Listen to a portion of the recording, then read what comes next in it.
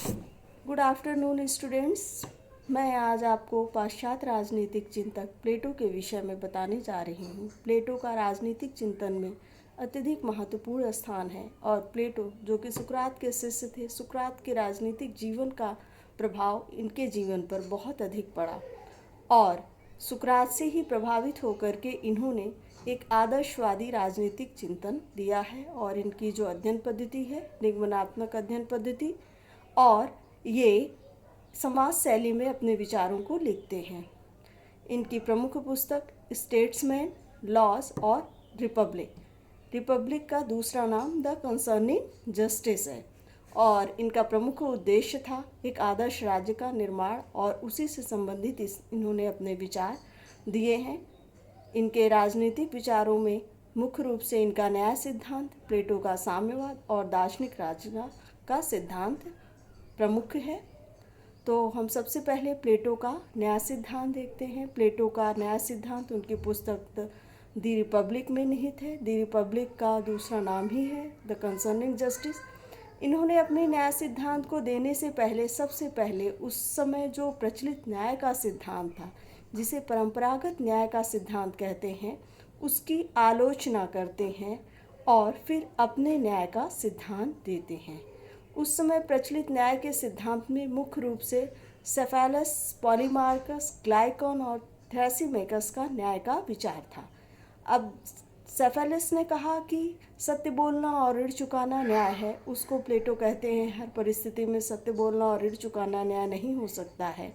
क्यों? क्योंकि मान लीजिए आपका कोई गोपनीय, आपके देश की गोपनीय जानकारी जाकर के दूसरे देश में बताता है, वो सत्य बोल रहा है लेकिन वो न्याय नहीं कर रहा है। और दूसरा, अगर मान लीजिए हमने किसी से बंदूक उधार लिया है, उस समय उसकी मानसिक स्थिति अच्छी है तब तो ठीक है। अगर वो उसकी मानसिक स्थिति बुरी है और उससे हम बंदूक वापस लेते हैं तो उसका गलत प्रयोग कर सकता है। तो हर परिस्थिति में न्याय, ऋण चुकाना भी न्याय नहीं कहा जा सकता है। अब थ्रैसिमेकस के विचार को हम देखते हैं। थ्रैसिमेकस ने कहा शक्तिशाली का हित ही न्याय है। प्लेटो कहते हैं कि अगर शक्तिशाली का हित ही न्याय है तो हमेशा सत्तासीन व्यक्ति या जिसके हाथ में सत्ता होगी वो अपने हित के अनुरूप ही जो है कानून बनाएगा, तो ये न्याय नहीं कहा जा सकता है। पॉलीमार्कस, उचित व्यवहार करना ही न्याय है, तो मित्र के साथ मित्रवत और शत्रु के साथ शत्रुवत व्यवहार करना न्याय नहीं हो सकता है। हमारा मित्र, कभी कभी ऐसा होता है कि अगर आपका मित्र जो है वो अच्छी प्रवृत्ति का नहीं है तो उसका साथ देना न्याय नहीं कहलाएगा। और अगर आपका दुश्मन है या कोई शत्रु है, वो आप जानते हैं कि वो अच्छा है, सही है, तो उसका जो है हर परिस्थिति में विरोध करना न्याय नहीं है। अब प्लेटो अपने न्याय का सिद्धांत देते हैं। प्लेटो ने न्याय को 2 स्तरों में विभाजित किया है, एक सूक्ष्म स्तर और दूसरा व्यापक स्तर। सूक्ष्म स्तर पर राज्य में न्याय की स्थापना होगी, व्यापक स्तर में सूक्ष्म स्तर पर व्यक्ति में न्याय की स्थापना होगी और व्यापक स्तर पर राज्य में न्याय की स्थापना होगी। इन्होंने कहा कि हर व्यक्ति में 3 प्रकार के गुण हैं, विवेक, साहस और क्षुधा। अगर विवेक तत्व बाकी 2 गुणों पर प्रभावी होगा, क्षुधा और साहस पर, तब व्यक्ति में न्याय की स्थापना होगी। और इसके बाद इन्होंने बताया कि जिस व्यक्ति में जिस गुण की प्रधानता होगी वो उस वर्ग में जाएगा। अब जो विवेक तत्व का प्रभावी मनुष्य है वो दार्शनिक बनेगा, जिसमें साहस तत्व प्रभावी है वो सैनिक बनेगा और जिसमें क्षुधा तत्व प्रभावी है वो व्यवसायिक बनेगा। व्यापक स्तर में राज्य में न्याय की स्थापना तब होगी जब विवेक तत्व से प्रभावी दार्शनिक वर्ग के हाथ में सत्ता होगी, बाकी 2 वर्ग रह करके उसके अधीन कार्य करेंगे, तभी राज्य में न्याय की स्थापना होगी। इसको इन्होंने एक उदाहरण के माध्यम से भी समझाने का प्रयास किया है कि मान लीजिए कोई रथ है, रथ का 2 घोड़े हैं, तो एक घोड़ा सैनिक होगा, दूसरा घोड़ा जो है व्यवसायिक वर्ग होगा। तो और सत्ता, उसकी कमान जो कोचवान बैठा है, दोनों की लगाम कोचवान के हाथ में होगी और वो दार्शनिक होगा, तभी राज्य में न्याय की स्थापना होगी। इस तरह जो है इन्होंने कहा कि राज्य व्यक्ति का विराट रूप है। सूक्ष्म स्तर पर व्यक्ति में न्याय की स्थापना और व्यापक स्तर में राज्य में न्याय की स्थापना होगी। प्लेटो ने अपने न्याय सिद्धांत में कर्तव्य पर विशेष बल दिया है। राज्य में 3 वर्ग हैं, तीनों के कर्तव्य निर्धारित हैं, दार्शनिक, सैनिक और व्यावसायिक वर्ग। दार्शनिक वर्ग का काम है शासन करना, व्यावसायिक वर्ग का काम है उत्पादन करना और सैनिक वर्ग का काम है सबकी रक्षा करना। तभी राज्य में न्याय की स्थापना होगी, तीनों वर्ग में आपस में सामंजस्य बना रहेगा। बाद में कुछ विचारकों ने इनके न्याय के सिद्धांत की आलोचना भी की है। इनके प्रमुख शिष्य अरस्तु ने ही की है। इन्होंने कहा कि हम कैसे निर्धारित करेंगे कि किस व्यक्ति में कौन सा गुण प्रभावी होगा, तो इसको जो है इस पे आधार पर अरस्तु ने इनके न्याय के सिद्धांत की आलोचना की है। अब इन्होंने आदर्श राज्य के निर्माण के लिए एक दूसरा सिद्धांत दिया है, साम्यवाद। प्लेटो का साम्यवाद 2 वर्गों के लिए है, सैनिक और दार्शनिक वर्ग के लिए। सैनिक और दार्शनिक वर्ग के लिए इन्होंने कहा 2 प्रकार के साम्यवाद के, एक परिवार का साम्यवाद, दूसरा संपत्ति का साम्यवाद।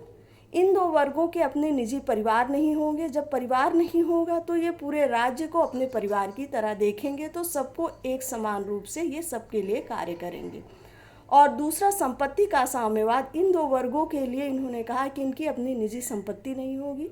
राज्य द्वारा एक विशेष स्थान बना दिया जाएगा जहाँ पर इनके रहने खाने हर चीज़ की व्यवस्था कर दी जाएगी।